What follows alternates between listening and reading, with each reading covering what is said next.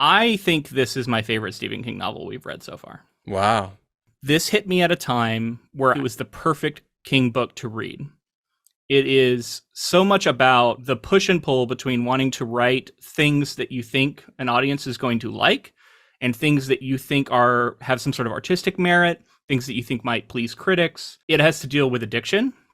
It has to deal with the call to be creative. And it also, the reason I think it's a good spot for me to have read it is I think it is most interesting as an analysis of how Stephen King feels about his own work after you have like a representative body of work that you have read.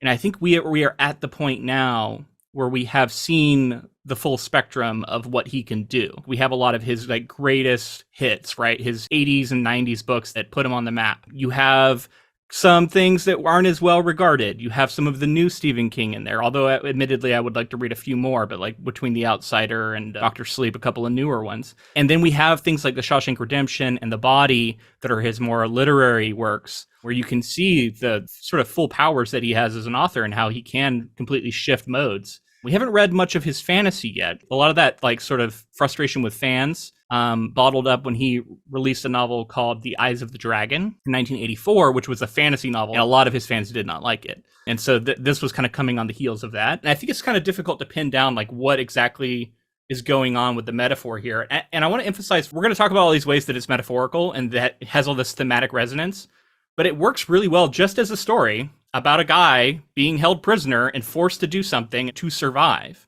Right. But I think it's the stuff we're about to get into that takes it to another level and makes it so much more interesting to me. So this is your favorite Stephen King novel that you've read.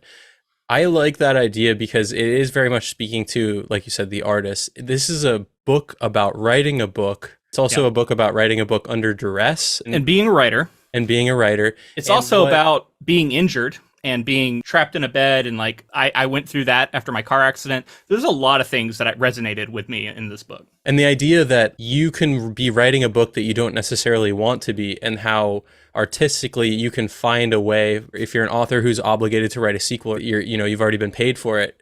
I can feel him sort of feeling trapped in that narrative that's not necessarily the story you want to tell.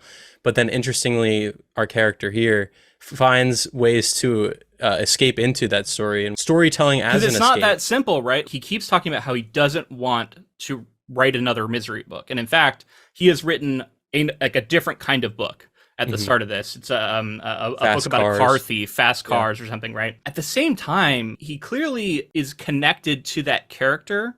He connects with readers through that character. He's hit something that is striking a nerve.